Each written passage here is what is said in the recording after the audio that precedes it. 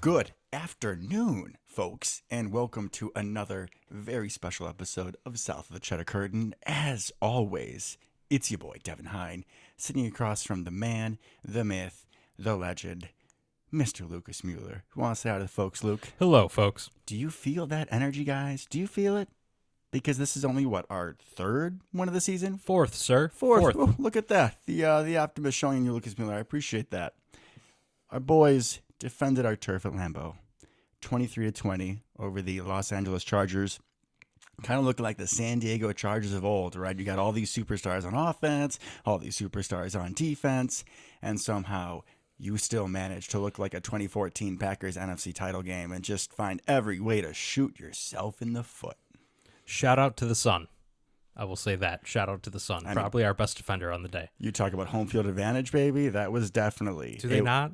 Do they not have sun in LA? I'm pretty sure they do. I don't know. I'm pretty sure that LA would be a thought of a place that is much sunnier than Green Bay, but They acted like they'd never seen it before. I mean, I'm just so happy that we played this game on Sunday, not Thursday or Monday. Thank you. Oh, boy. Bit of a reach. But, Little bit. But I mean, so would have been anyone who would have picked us to win this game based on actual X's and O's as opposed to just the phenomenon that is chargering. Which, it's a real thing. I'm glad we brought this up last week in our kind of preview of this game. It's like, I don't know how this team loses. Justin Herbert is so good, right? Oh, yeah. Austin Eckler's awesome. Keenan Allen's awesome. They have some awesome people on defense. And they always find entertaining ways to lose. We said it's like the same team as when we were kids. Yep. Right? I have a buddy that I work with who's an immigrant, and he started watching football in like 2013. So I was trying to explain to him, like, okay, his name's Kofi. I was like, Kofi, like, these are all the dudes now. These are all the dudes then. And like, it's the same thing all over again. It really is. It's wild. But thankfully, our boys came home with the W. Amen. Well, I guess they stayed home with the W. They did. But we found a team that finally made more mistakes than us. Yeah, that was the key to victory, honestly. And I wish we could play the Chargers every week, but unfortunately, that's not how the schedule works. That would be great. Which is something that I'm sure of. And speaking of me being sure. Oh, boy. Let's go into I Think It I Know, baby. What a segue. There we go. All right. So I know we all need to be feeling real good for a few reasons. First off, don't look now. But we are the number 8 seed in the NFC playoffs, and we released Dallin Levitt. And with the injuries to the running back room, guess who is back?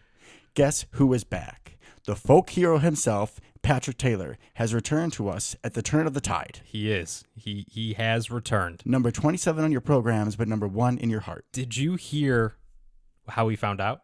No. Oh, please tell me. I'm so excited. I love when we do stuff like this, and my reaction is genuine. It's great. So it was the Patriots bye week, right? And he was a practice squad player in the Patriots. And I don't know if they have to show up to the games or not. Different teams have different rules. Anyways, he was sitting on his couch watching the Packer game. He got the call at halftime. What? Did both of our boys go down in the first half? Is that why? Oh, yeah. Heavens. I mean, we always talk, like, you hear people, like NFL people talking about, oh, yeah, we have scouts and we have people working in 47 different countries and doing stuff all the time, but that's a real example of it. That's like, so who was the person that got on the phone in the middle of a game, of a close game, was like, hey, bring our boy Patrick, bring him home. Like, who's that person making the call? That's phenomenal. When I heard that, I was like, whew, that's awesome. Did you get any indication as to his reaction to being called back? Like, I feel like he would be happy to be back. He was happy. Again. He seemed happy. Plus, he gets more money this way. So, because if you take someone off someone else's practice squad, I think you have to roster them on the 53 for 3 weeks. Yes, and I was just going to bring that up. So we got the folk hero for a very important run.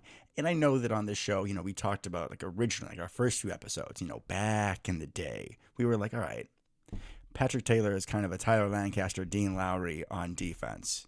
I mean, it's on offense, but I'm saying, like, you don't really do much. You don't really do much. You got like 2 yards of carry at most, but then you're seeing him on special teams. You're seeing him running people over. Like, yeah, he was good early this year.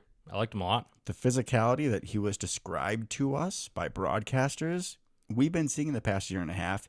He is a sure blocker. I would expect to see him, especially third and long situations, which is where our offense is comfortable. Apparently. Yeah, he I don't know if you remember what game it was. Maybe it was the Saints game. It was when Aaron Jones went down the first time, the first of like 12 times this year. And we did not have A.J. Dillon in the 2-minute drill. We had Patrick Taylor. And I thought you were going to go way back, but if you remember that Dolphins game last year, I don't remember the play. I think, no, now I remember. Thank you, Devin's memory. It was the Mercedes Lewis play where Rodgers has to scramble out and Patrick Taylor saves his life with a depleting block. So I might have been a little sarcastic and overly excited about, Dallin Levitt being gone and Patrick Taylor being back. But this is now a veteran player who knows the scheme, who is a locker room guy. And it's a nice little piece that we can feel better about this running back room after it's been so devastated by injuries. That's a good way to put it. And we got James Robinson back on the practice squad.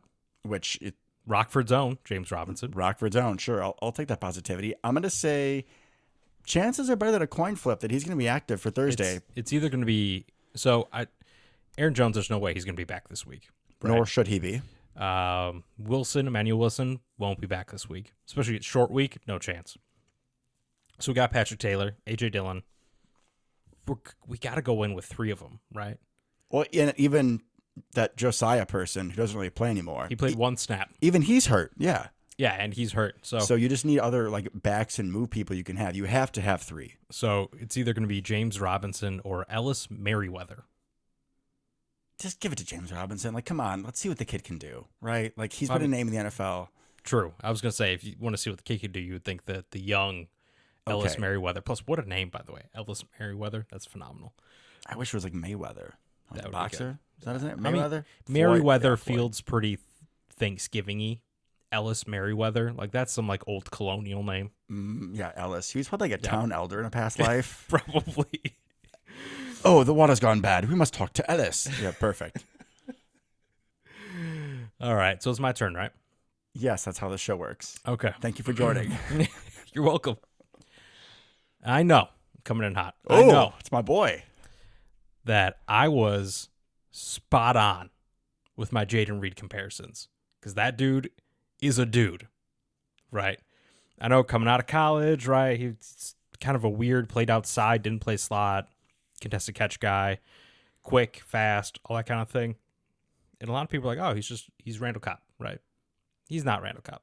He's got a different skill set than Randall Cobb. The name I brought up was pre-losing his marbles Antonio Brown and young Antonio Brown, right? When he was a punt returner and stuff, a very good one.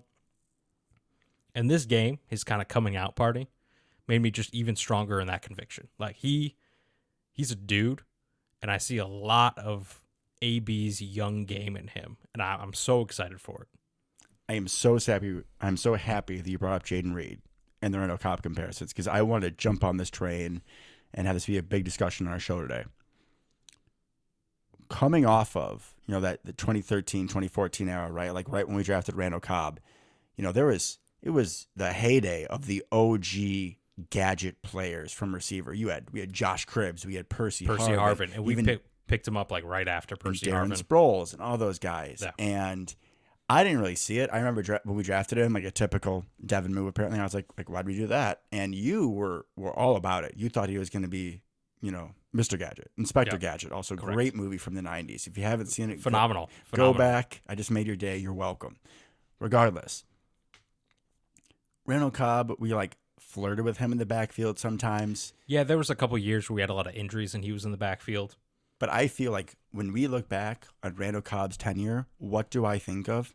I think of good route running and sure hands on gotta have it third downs, which he was wonderful at. But he was not the true gadget player. No, his job was essentially to destroy the Bears every year. That too. Yeah. Break their hearts. You're welcome, Bear fans. There are a thing called tissues for those tears that you're feeling right now. Luke is not sorry, and neither am I.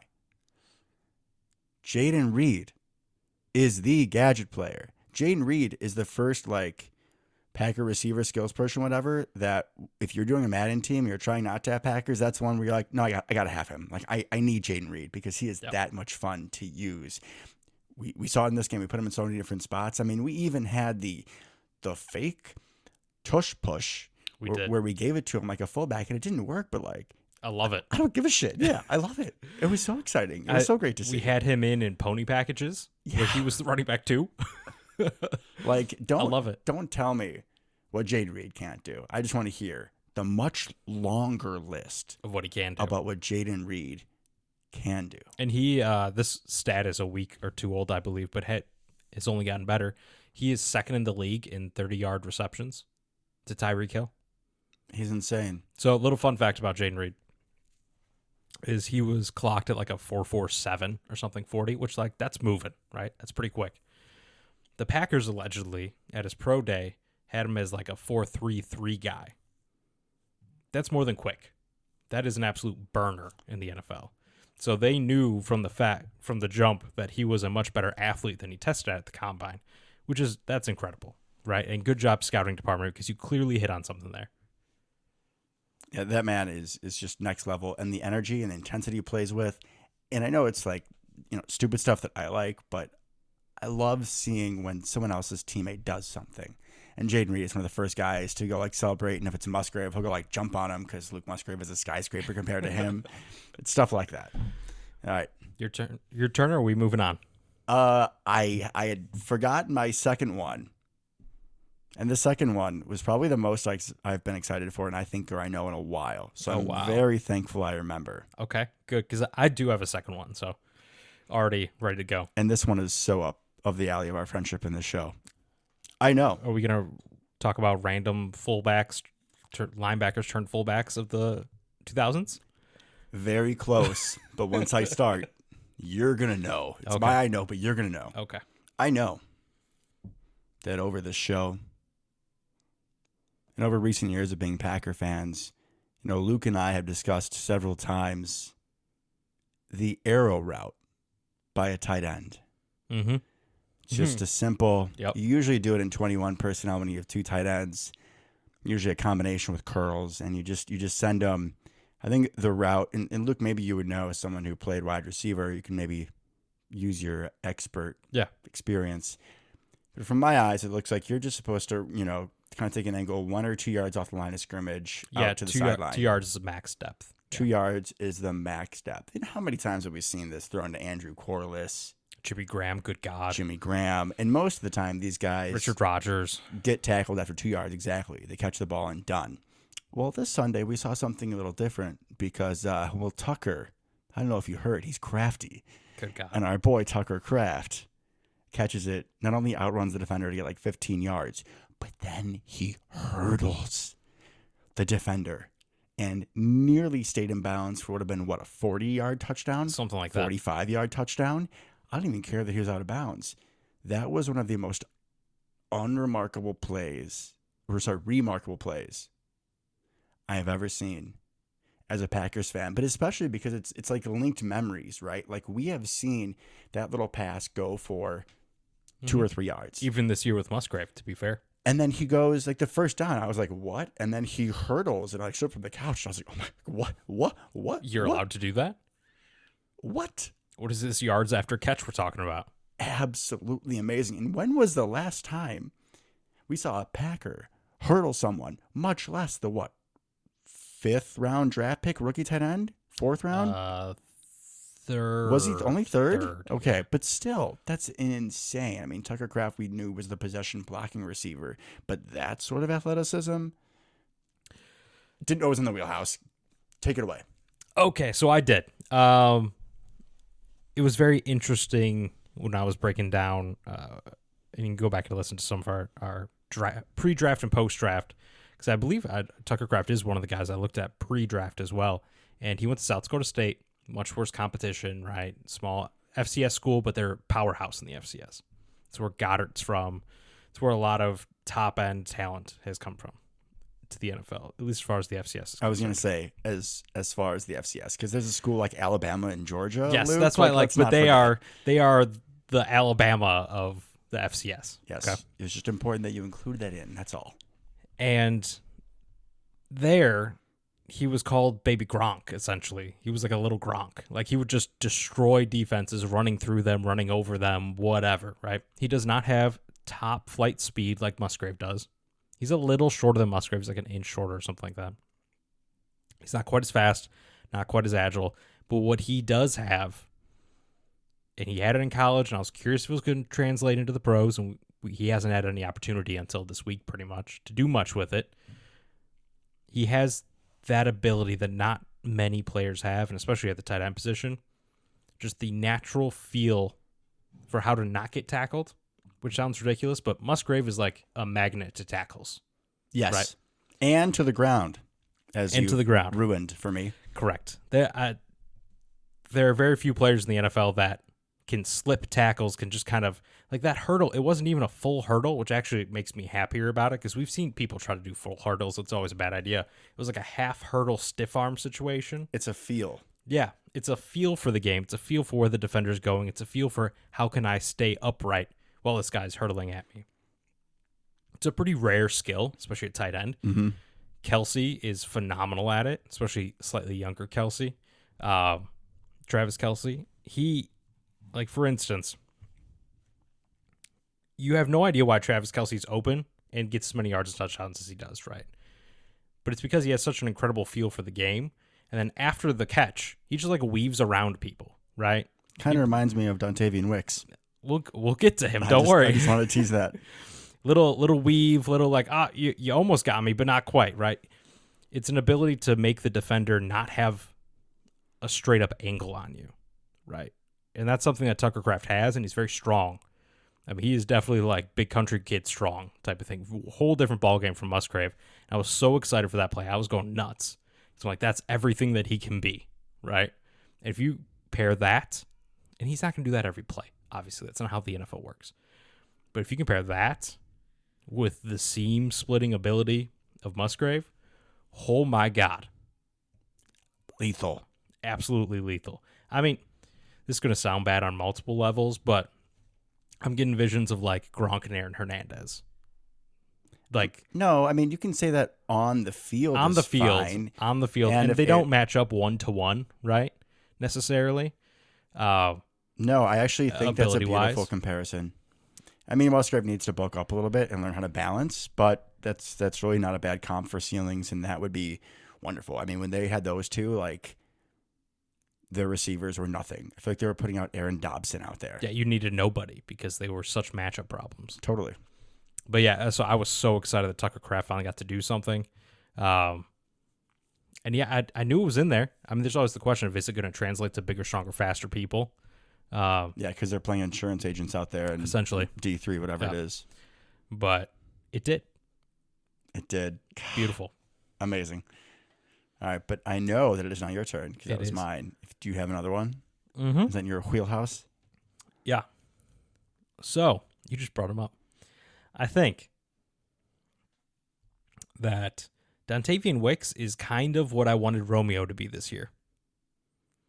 Okay. So, coming into the season, right, we talked a lot about Romeo's the possession receiver. He's great on ins and slants and all that kind of stuff.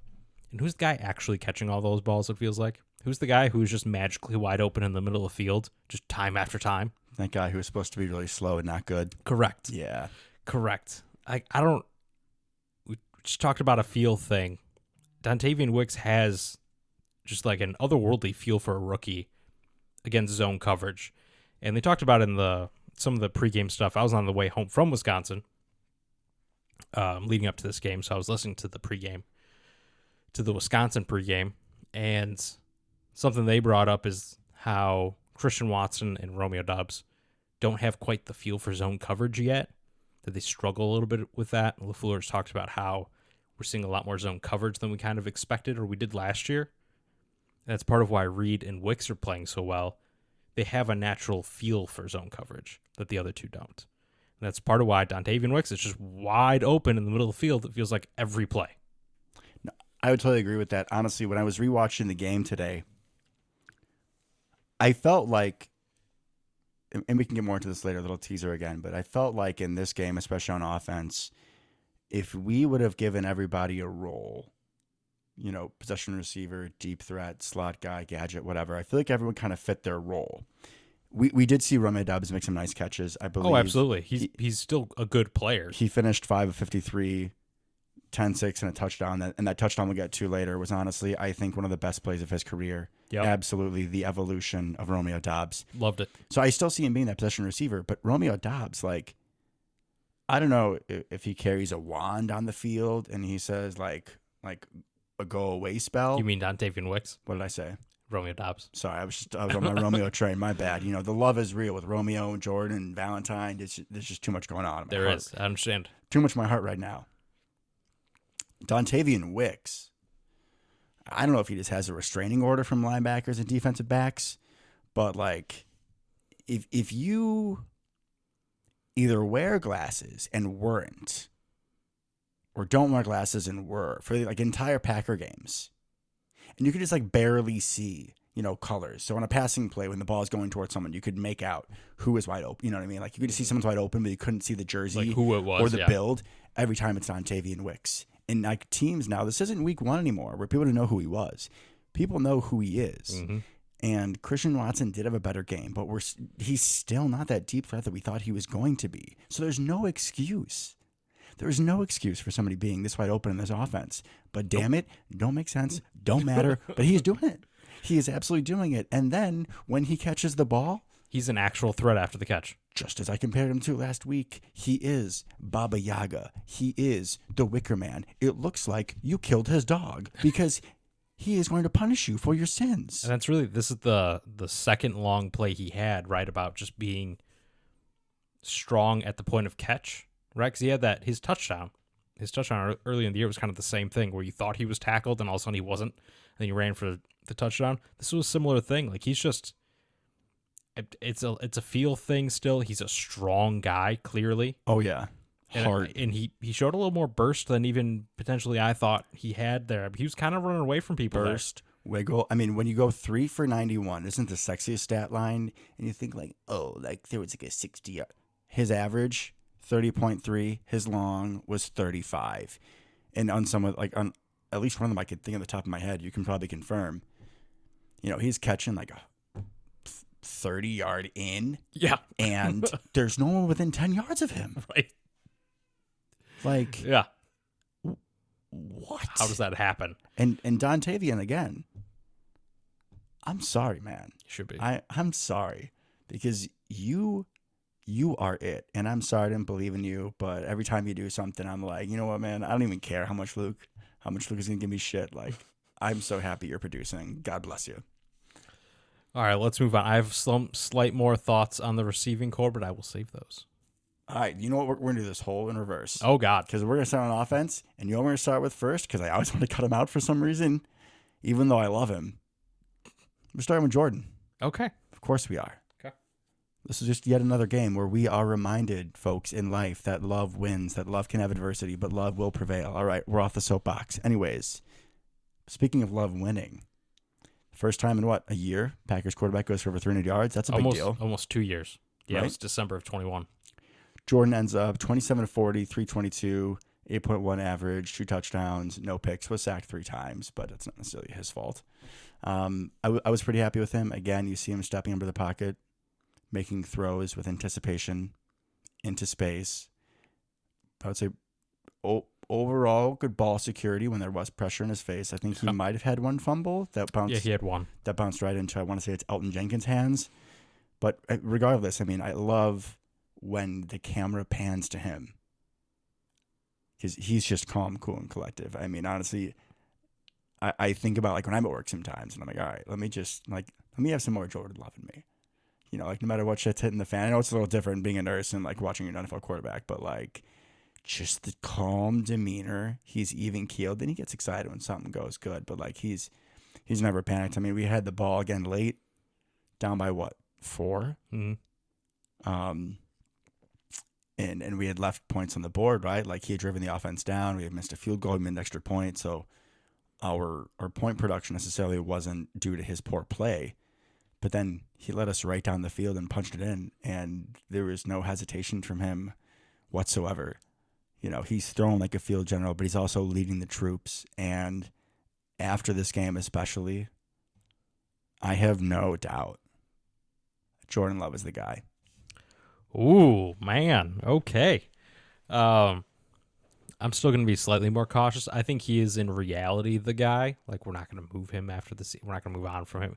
He's going to get all this year and all next year. That is for certain. Guaranteed. Especially after this. This game showed a lot of growth. I'm going to start with some negatives. Okay? There's really only like one that I have. That is, can we just complete that pass down the left sideline to Musgrave? Oh, yeah. It's kind of like a little wheel situation there. He's got to have like one miss a game, Luke. He just threw it, but that could have been like a 60-yard touchdown. Even Rodgers did that too. He did, but I was like, we're still leaving some meat on the bones, right? There's still more there, which actually makes me even more excited because I'm with you. He had good pocket presence. Felt that this was a really good game for him. His best game of his career. Yeah, and honestly, I feel like Pittsburgh was pretty good too. We had the 2 late picks, but this is stacking success, as we always talk about. 3 pretty good games in a row for him. That cliche, but it's real. It really is real. That was really good. He kind of stepped up into the left, scrambled. I thought he was going to take off and run, and then he hit. Who else? Dontavian Wicks, right? Wicker man. That was an impressive throw, going left, kind of threw it back to the right. A little bit of an arm angle thing there. That was really impressive. I thought he had a great game, right? The slight underthrow to Romeo to win the game, essentially. Ever so slight. Let me be slightly nitpicky, right? The reason why I was starting to talk, which is why Luke was reacting to that, was because, you know what? Yes, and you're not wrong. But if I can just jump on that in a different tangent, like, how many times have we seen Romeo Dobbs have 50-50 balls? And there's been a good amount of times where he has brought those down, sometimes not as much. I mean, he's our best 50-50 ball guy at the moment, anyways. Would totally agree, but every time he goes up for those, it's been the same sort of thing, though, where he just, of course, you raise your hands to catch the ball, and then it hits your hands, and then it's like you flex and you squeeze your hands to hold on to it, but that's it. And then thank you for describing how the catch works. Okay. Okay, I was going to explain the difference here, smartass. Thank you, though. This game, sir, he pulls the ball down. He pulls the ball away from the defender so he can't slap it out, as we've seen so many times. Yep. That is a high football IQ play and something we haven't seen him done. So, yes, my stupid explaining how to catch a football while not protecting the ball from the defender sounded stupid. But that little difference was huge for Romeo, and honestly, was the difference in this game. Yeah, that was an incredibly aggressive catch. I mean, He took that thing. He just that's mine. Pulled it down, and I loved seeing that. But back to Jordan, I'm with you. Yeah, he had a phenomenal game. I thought he had a really, really good game. Now this needs to be something that happens much more frequently, right? He hit a lot more of those deep intermediate routes. Even the touchdown pass to Christian Watson, I thought was really good. That just felt good. That was a big really sigh of relief for everyone, because that took a lot of time, right? That was the big thing for me on that. That was a very long play.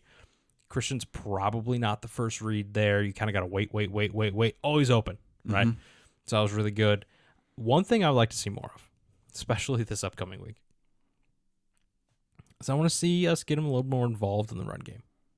You know, it's funny because I was also watching the Bears-Lions highlights, and Justin Fields, he cooked on the read option. And Jordan Love is no Justin Fields athletically, but he can still make people pay for their sins. He's not a slouch. He's not.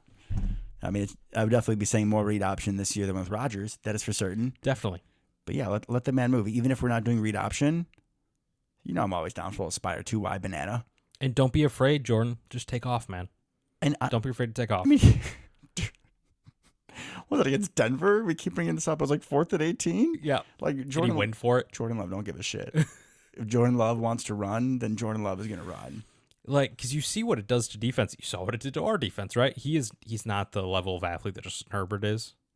I'm not saying it's far off. He closer than Justin Fields, but Herbert's got he's got long speed that Jordan doesn't have. I just talked about this last week, that Jordan doesn't have that gear. I know. I still didn't love this conversation. I think he's closer.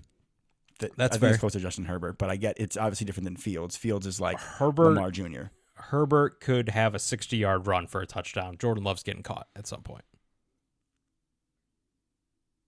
I think Herbert could pull away from a lot of guys and hold them off for a long touchdown So run. not like a 60-yard one, but now I kind of want to make a bet because that Josiah guy is like basically dead, and So I we're don't just gonna get care. another one. That's already free lunch. All right, I'm gonna say Jordan Love Mm-hmm. will have a north of 20-yard run by the end of the season.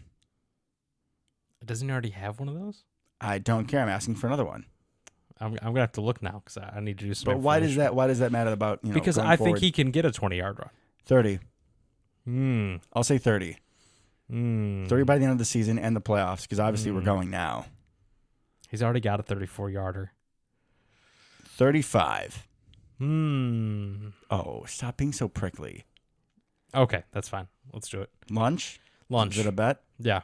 All right, sweet. So do neither of us get lunch if you win? Because I already got my lunch. I'm going to get my lunch from Josiah. We never agreed on that, did we? Yeah, we did. $5. I don't want to go there. Anyways, We'll let's figure it talk about somebody not named Jordan. Running backs. They're all dead. I mean, basically. Thankfully, it sounds like Aaron Jones avoided major injury. But Did you hear what Aaron Jones said? He said that he was told to stay in the locker room, but then when he heard it was just AJ out there, he's like, I got to be out there with my guy. Oh, they're such boys. They really are. Like you, in so many, whether it's backfields or receivers or quarterback rooms, like you have competition. You wonder how much the guys like really love each other and root for each other. But there is a brotherhood between AJ Dillon and Aaron Jones. And I didn't know that, man. And that you got some tissues in here. Like you want to pass them from across the table because that gets me, dude. Yeah, no, that was really good. That was really good. Aaron Jones is the best. That's why I think we all feared probably ACL right away. And could that have been it for him in a Packers uniform? Probably. And that would have been terrible. AJ Dillon was okay. I thought he looked better than the stats show. Yeah, 14 for 29 doesn't feel right, but he's at least running like AJ Dillon should. He's remembered, and I think he has a disease, September amnesia. Okay. It affects one American each year, and AJ Dillon forgets that he is big and that he should just run people over, and he's not a little ballerina tutu dancer. He is not Tutu Atwell, for example. He is not, who is tiny. He is, Tutu is perfect for him. Good name. Just be yourself, AJ Dillon, as we all should in life, folks. You should all be around people that love you and accept you for who you are, and AJ Dillon is loved and accepted for being the snowplow. Yes. And running people's faces over. Correct. As Marshawn Lynch would say, again and again and again and again and again. Just you do you. But yeah, even if he isn't putting up great yards, like he is still looking like AJ Dillon, which I know both of us love to see. And I think his best play of the day was like a 20-yard catch out of the backfield. Kind of ran through a guy, made a guy miss. I'm like, hey, there you go. Dude, he's got the hands. That was his most impressive play. I thought Emmanuel Wilson looked pretty good. 3 carries, 12 yards. I mean, he was fine. He did have a catch out of the backfield, too, I think, that he got a first down on. Yeah, 9 Sad yards. to see him go. Yeah, no, I thought he showed kind of what we hoped for. He had more juice than A.J. Dillon. That was obvious on screen, right, watching the game. So I'm sad we didn't get to see more of him, because I would have been very interested to see if we actually would have given him the football, which is him and A.J. this Thursday. I think that's a given. Well, he had an opportunity earlier in the year, and we just didn't give him the football. Yeah, but I feel like we've been more open to experimentation and giving other people chances. I mean, we've been happy with AJ's production, but it felt like when Aaron Jones was out originally with his injury, that we were kind of like force feeding AJ Dillon. Yeah. Like, okay, AJ Dillon's the only back we have. Like, we have to get him going. And again, September amnesia didn't work. If we're just going to progress along, I mean, I know we talked about the receiver tight end room a lot, but the one thing I did want to point out, well, I guess 2 things. One, we tried the Luke Musgrave play against the Rams again. Didn't work. So hilarious that we tried it again. Film. Oh my god, but it was shit. Like, yeah, no, it was awful. They had everything, both fakes and Luke Musgrave, like mauled by a bear. Other thing was though with Luke Musgrave was on the Jaden Reed play. It was good block. Him and Malik Heath, they made that play. And what I wanted to bring this up, so I'm glad you did. Malik Heath with a great block. Luke Musgrave, his block wasn't awesome. It didn't need to be. It was a super smart block. Because you watch him, right? He's the lead blocker on that play. He's pulling, essentially. And he just ignores the first guy. Right? Such a smart play. And the guy he ended up blocking was actually the cornerback that had Jaden Reed in man coverage, who came screaming across the play. And when you watch it, as I'm sure you felt this way, that guy who had him in man coverage was the only person that had a shot at Jaden Reed on that play. Yeah, it was football IQ because, I mean, we talk numbers, we talk schematics, right? Like an elite block on that sort of sweep play or whatever, there are going to be more defenders than there are blockers. You're going to have to make choices, and it's almost like being an insurance agent because you have to determine risk. You have to determine who has the highest chance of hitting my guy, of ruining this play. And Mr. Musgrave, which would be a hell of a name for an insurance agency. Musgrave and Sons. I like it. Musgrave Inc., Musgrave Underwriters. I don't know, but you're welcome, Luke. Made the right choice. Made the right read. Good call on your end. Yeah, that was phenomenal, I thought. Really smart play there. It's easy at that point, especially Luke Musgrave is not exactly the world's best blocker. He gives effort, though. He did enough. No. He did enough, but he's not known as being a blocker, right? So it would not have shocked me if he just took the guy that was right in front of him, right? Yes. That would have been very obvious. Probably wouldn't even be upset with him. You know what I mean? But he was smart enough to realize, no way that dude catches Jaden. I'm going to go take the next guy. And definitely showing the better football IQ, even if just physically he is not the best blocker in the world. Yet. I mean, he's never going to be the best, but effort goes a long way. Defense. And this time I didn't skip Jordan Love. I started with him, so can't even throw me there. Yeah, we can go to defense. All right, that was super dramatic. That's my thing. thing. I was trying to think. I do want to point out one really good throw from Love to Musgrave. It was kind of an out route on third down. I thought that was a phenomenal throw. Great catch by Luke. Just past the sticks. Just really well done overall. And the kind of play that we've had a hard time completing when needed. And even the fourth down play where Gilman tackles Musgrave, it was still impressive the way he went to Musgrave in that spot. Yeah. And I know he didn't get the first down, but just he caught it on a decently contested ball. Mm-hmm. You'd like to see him be able to run over the dude out of Hawaii, but it was so nice to see the trust in that. Exactly.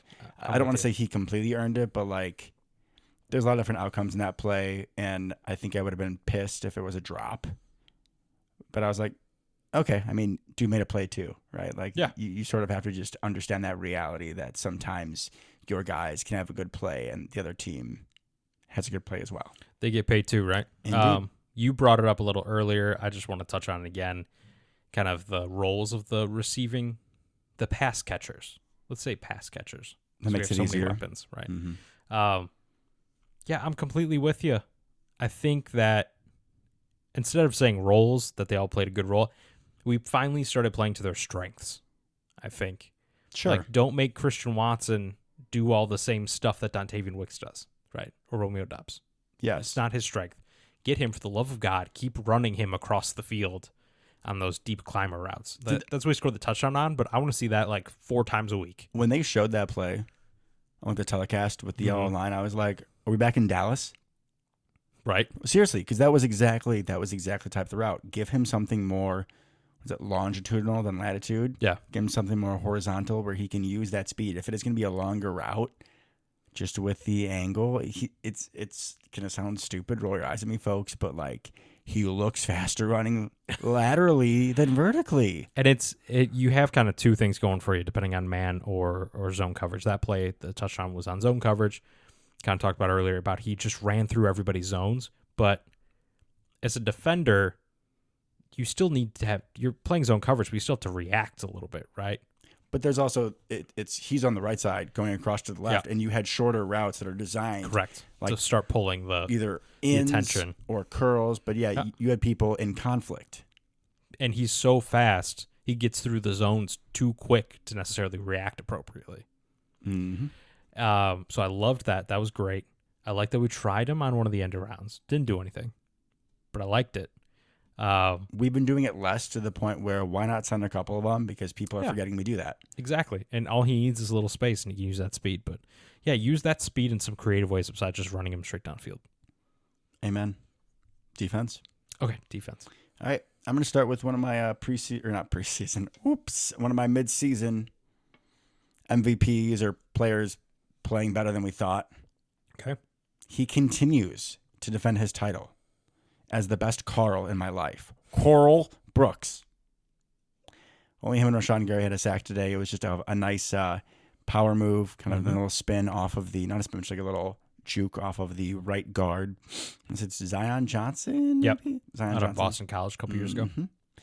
Just beautiful play. He continues to be a flasher. He has, I believe that's his 3rd or 4th sack this season. He's got a couple other impact plays that aren't sacks. 6th, 7th round pick Yeah. is insane. So good for you, Carl Brooks. Happy to see you keep on developing. Jonathan Owens, you are not it. No, he had a couple good games previously, I felt, or at least like solid enough, but this one was rough. He's like a tackle magnet where he doesn't necessarily make them, but like we keep saying, he always keeps on showing up. But then Correct. there was that tackle. The that he attempted missed tackle on Stone Smart. Stone Smart. Yeah, I was like, Mike, what is that name? Like, that's not real. And she was like, what? And I was like, yeah, you haven't played Madden yet. But you'll understand. One of the Justice Mosqueda actually mentioned on yes. one of the podcasts, right? That's a Madden franchise name. It totally is. Yeah, good for you, Justice. Madden generated name. So in your DMs, you didn't respond, but you probably should because this is a wonderful show too. But I'll give you credit for a Madden shout out. But yeah, he when it's an open field tackle and it's just him. Not great. This isn't two-hand touch. I mean, I know you probably get some gymnastics vibes from your wife, Simone, which is great, but, like, it's a little different, buddy. Which is weird. weird. Tackle someone. Which is weird because last year, kind of when we signed him, one of the big stats that came out is he had, like, the lowest missed tackle percentage in the league or something. And he had, like, 130 tackles playing on the Texans, which I know he's a safety playing on the Texans, so not saying a whole lot. But you still have to make those tackles. Correct. And he did. He did. But, yeah, not a great game out of him. And this might be a hot take, but you know who's good at making tackles in the open field? In the limited time that we've seen him? Who? You know. I got some options. You know. Anthony Johnson? Anthony Johnson was wonderful. I have no issues with Anthony Johnson, but until Darnell Savage comes back, there's someone else you could plug in there. And the options are limited because Dallin Levitt is now leaving himself on the couch on Sundays. Yeah, because he pissed off LaFleur on the opening kickoff. He did, as he should. I didn't see him shove the ref. I just heard about it. Dumbass. Yeah. Dumb. How can you be so stupid? So, Dallin, you've been in the league for like 10 years. When I play special teams, like, if there's an issue with the rules, you should probably know what's going on. Mm-hmm. So, am I insane to think we should put Zane in? Maybe see what he can do? You're 100% insane. I don't know. You're 100% insane. He's got a little power. He's got some speed. He's got a lot of speed. Dude's an athlete. I mean, I want to say he ran like 4.3 or something like that. Like he's got some juice. He bonsais down the field. And that was a phenomenal, very important punt when he got his tackle, by the way. Because we were backed up, could have gave him great field position. Our boy, Daniel Whelan, just bombed it. Then Zane down there to make the tackle. That was a kind of a small but very large play. Whether it's Zane Anderson, which probably not, or Darnell Savage is now returned to practice, so I don't know when he's going to be back. Rudy Ford was limited on Monday as well. Oh, we'll get into the injury report I have. Well, we're at 42 minutes, so we should probably start the injury report soon. I'm going to talk about Anthony Johnson for a second, okay? Oh, well, I understand that. I'm just saying that the injury report is literally longer than the Oregon Trail. So yeah, it's rough. So it's long. One play stood out to me about Anthony Johnson. Okay. And that was Anthony Johnson Jr. It's not getting confused. Anthony Johnson Jr. AJJ. One play stood out to me. It was one of the drops by the Chargers. Kind of came across his face a little bit in the end zone, dropped the ball, whatever. But Anthony Johnson popped him.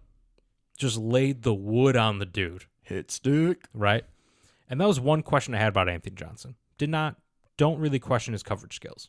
Right? Not saying he's awesome. He's the next coming of Ed Reed. But I feel good about his coverage skills.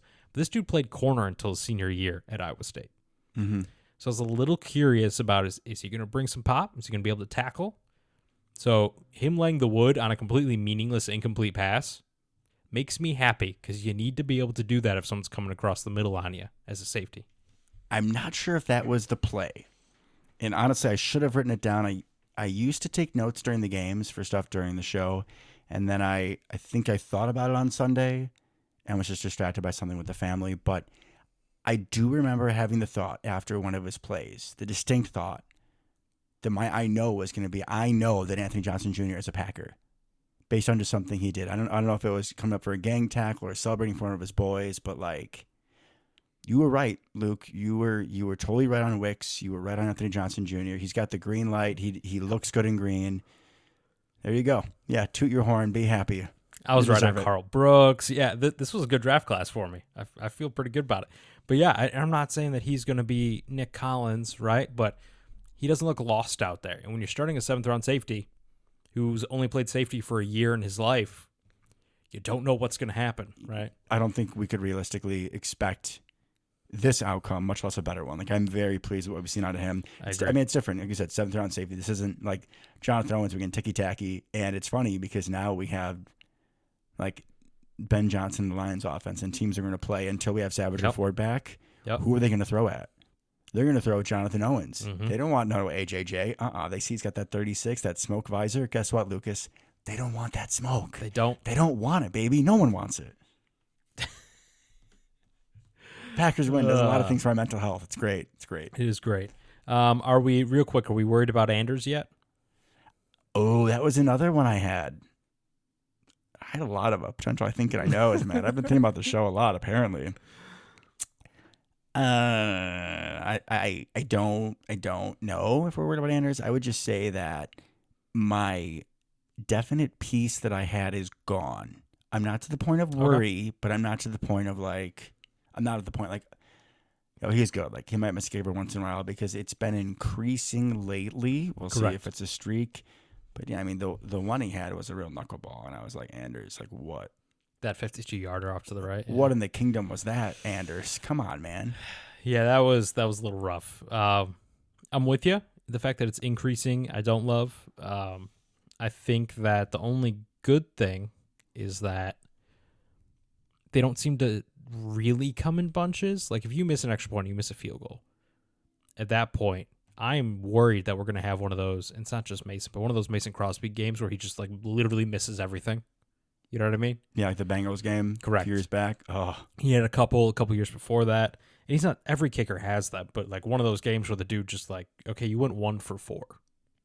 And it was the first one you made. Correct. Like it wasn't a snowball situation there. So, not a snowball, but it wasn't good. I mean, it wasn't like a snowball like for a snowman, you know? It wasn't one of those 3 balls, but it could have been a snowball if you throw at my face because he did miss 2. He did. I think there 4 points could have been 2 pretty in a row. important.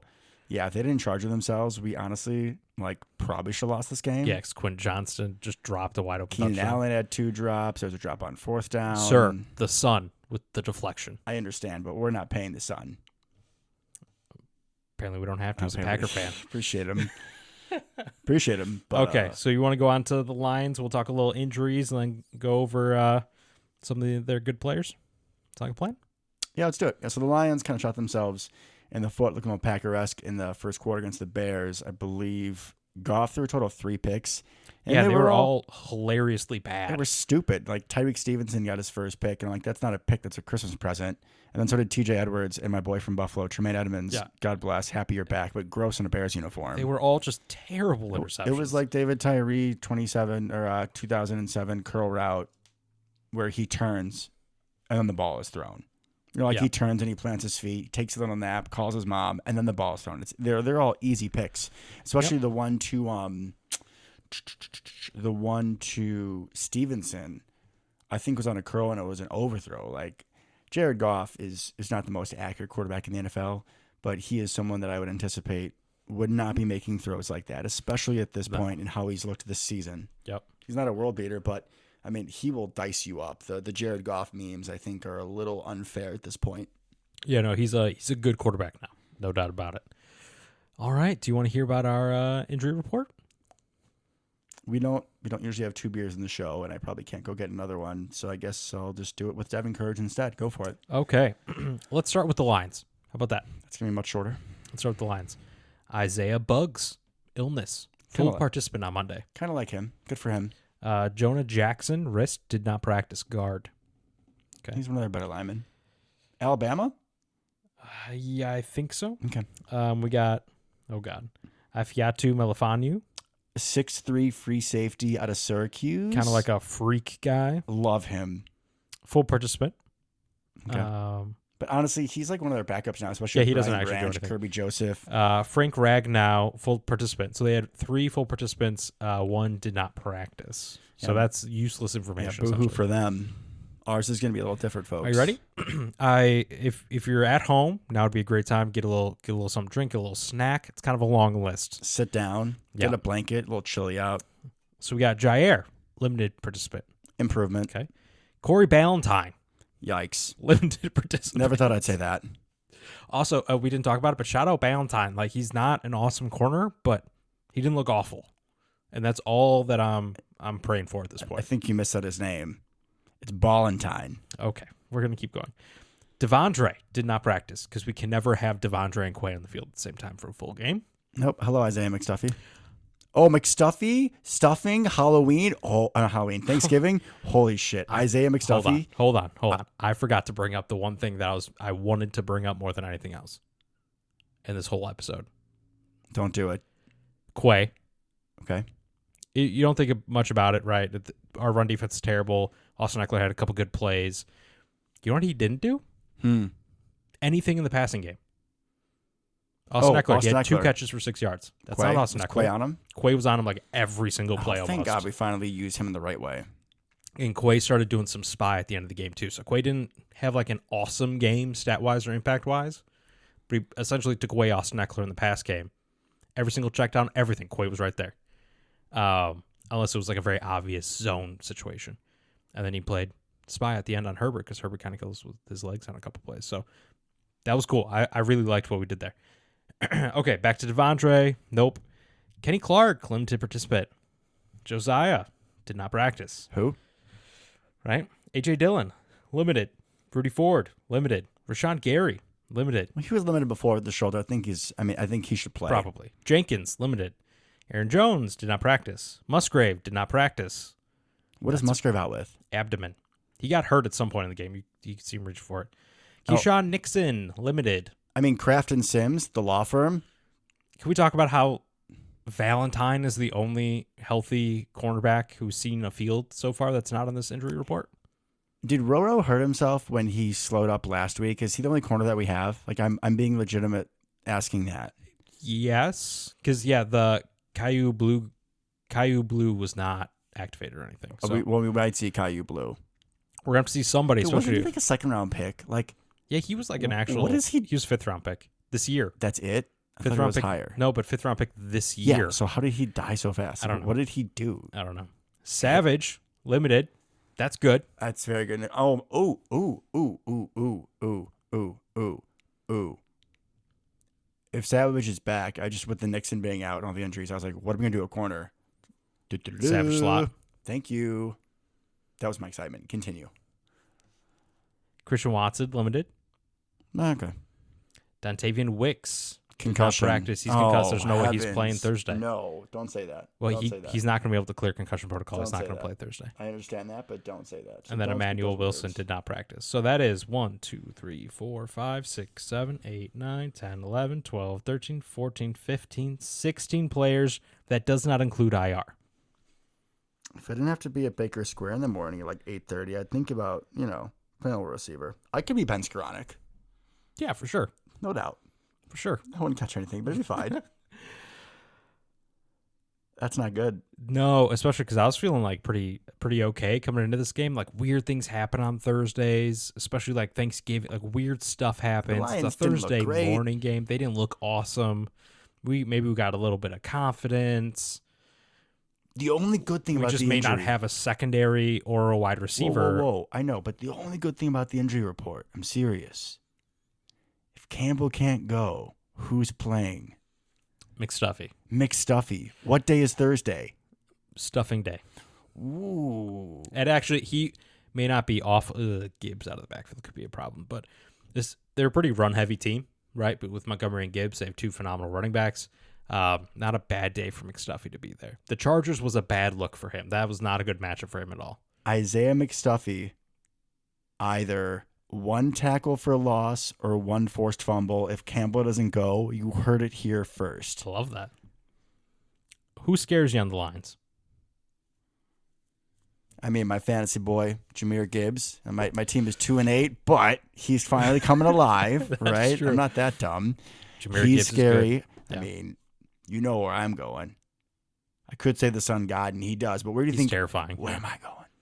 You're Where am going I to go going? to my draft crush. You did not bring him up in the pre-draft. I did. So, but I'll let you have your moment. Because where is he from? Iowa. Where did he go to school?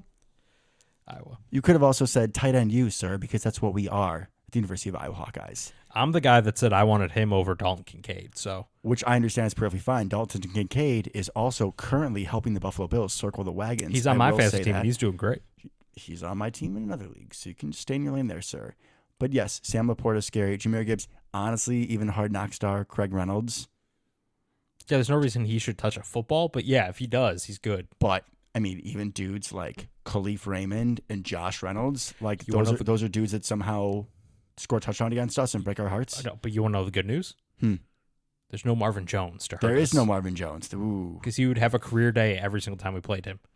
Yeah, but I feel like when he would do that, he was actually like in his prime of being a 50, 60 That's true. catches per That's true. season, 700 yards. Like he, it wasn't like the Khalif Raymond effect. No, you're right. He would just have 200 of that 700 against us Correct. in one game. Correct. So yeah, Sam Laporta scares me a little bit. Jameson Williams, not too worried about realistically. He's still trying to get back into form. Yeah, he never really had form last year either. He was kind of for a while on the outside looking in that group. It was, Isn't he a burner though, Luke? I mean, I think you should probably. he's an absolute burner. But I think you should probably show more respect because now I'm feeling that he's going to go off after what you just said. he might, but if he beats us and we contain Amon-Ra, David Montgomery, and Jahmyr Gibbs, so be it, man. You know. Also, David Montgomery plays us really well.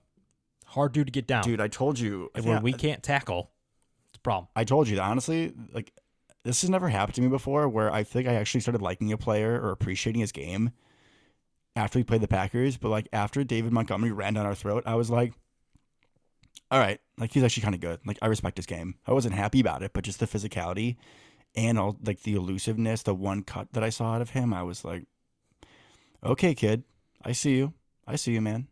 When he came out of Iowa State, that was his big thing. He led the FBS in broken tackles like 2 years in a row, something like that. So, and it's his thing. It's his jam. Aiden Hutchinson, Problem. he was last I even time. think Isaiah Buggs, like the rotational defensive tackle, does good stuff against us. Alan McNeil is an underrated dude. You got Rodrigo, Alex Anzalone. Like, I mean, love me some Anzalone and Jack Campbell as your backers. That's pretty solid. Alex Anzalone he looks like someone from 300 He does. because he's ripped. He's got the hair, or like maybe he's defending Gondor in Lord of the Rings. Ooh, that's probably a little better. I like that comp. Yeah. But dude, I mean, you I like that comp. teams will like you always try to scheme up your running back to go on a route against man coverage, and then it's like Alex Anzalone and like Alvin Kamara or someone, and he'll have pass breakups. Like he's not. Yeah. He is a very good cover linebacker, but also like he will Urukai tackle you with the ball. Let's just think about what you just said for a second. Right. You want to scheme your running back up against the linebackers because you have an athletic advantage. Now with Anzalone, you don't. What? With Aaron Jones, we do. Right? Well, if we had him, Correct. Our running backs, our entire running back room is less athletic than Alex Anzalone and Jack Campbell. sorry for hitting the mic, folks. My bad. None of our running backs are as athletic as those two because they're both kind of freaky. This is true. However, if we go back to the Vikings podcast Okay. from last year, Yeah. I mentioned the folk hero that is Patrick Taylor, and folk heroes, they're never the most intimidating figures, right? They're never the most gifted. They're never the most strong, the most You're fast. really putting a lot on Patrick the most Taylor. whatever we can do here. But what if Patrick Taylor can use his heart and outmuscle Alex Anzalone? I could see it. I think the keys to this game are Patrick Taylor and Isaiah McStuffy. Also, Patrick Taylor sounds like a great name for a pilgrim. The Thanksgiving vibes. Him and Ellis Merriweather can go hang out. Their secondary, they have Brian Branch, who a lot of people wanted us to take. Alabama. I believe they took with our pick, actually, but we ended up turning that into Jaden Reed. So and Dontavian Wicks. So that worked out all right. They kind of good. Yes, sir. But yeah, I feel like their secondary balls out versus us every time. Like Kirby Joseph, not an awesome safety. He is against us. Except right? in the Texans franchise. That's true. Thought it was stupid. We can talk Anyways, about that Jerry later. Jacobs Jerk. only seems to play well against us. So it'll be interesting to see kind of what happens there. But Jerry Jacobs sounds like a basketball player from the 80s. Like he's not does. real except He when he plays does. us. The Lions, very good team, not an awesome defense. So I don't know if we can keep up, but that's our only hope. Who's the other edge rusher across from John Kaminsky. or Charles Harris? Nope, John Kaminsky. Is Charles Harris out? He's third string. Okay, maybe, but like I think always goes off. But yes, John Kaminsky. It's like white dude, but not Aiden Hutchinson. Oh, it's Kaminsky. Yep, the thicker one, Mm-hmm. a little chunkier. Probably more of a power rusher. Yep. If that's sizist, my apologies. But it's got to be true. He's not a finesse rusher. I don't know, man. People think that Devontae Wyatt's more of a finesse rusher. Well, compared to other people. I mean, he's got that speed though. Dude, Devontae Wyatt. This would be another good game for you to really make me proud of you. Because he didn't this game. He hasn't done anything. He's had a few good moments this season, but yes, I would like to see more development. Help out Isaiah, please. Somebody needs to. Okay. It's going to be interesting. Everybody have a happy Turkey Day. Hopefully you get to enjoy a Packers win. Oh, we're not going out here just that easily. Oh, no. That's it. We got more? Oh, no. I just wanted to give, a little Devin heartfelt message that, we're very thankful for the show. Yeah. I don't know if we talked about before that we've actually interacted with some of our fans, which I didn't think was possible. Like when Luke and I started the show, we had been going to lunch, once a week at a Chick-fil-A or Panda or whatever. And we would talk for 3 minutes about life. And then we would just talk Packers the whole time. And in COVID, we couldn't do that. And afterwards we decided, hey, let's actually do this. So now in our pre-mic talks, we talk about life for 3 minutes. Then we talk Packers the rest of the time. Correct. And we didn't really give a shit about followers or listens. And we just wanted to do what we did. And we thought that maybe one day we'd have randoms that actually people that we aren't related to. Yeah. Yeah. Or, through word of mouth. And we've gotten there. And I know I speak for both of us, but I'm the much more emotional one than Luke, that we're incredibly proud and incredibly thankful. So I hope that everyone has a wonderful day with their family. I hope things are going well. And we will be here as we push for that 7th playoff spot because, damn it, love wins. That was beautiful, Devin. Thank you for that. I try. But until next time, Go Pack Go. go Pack Go.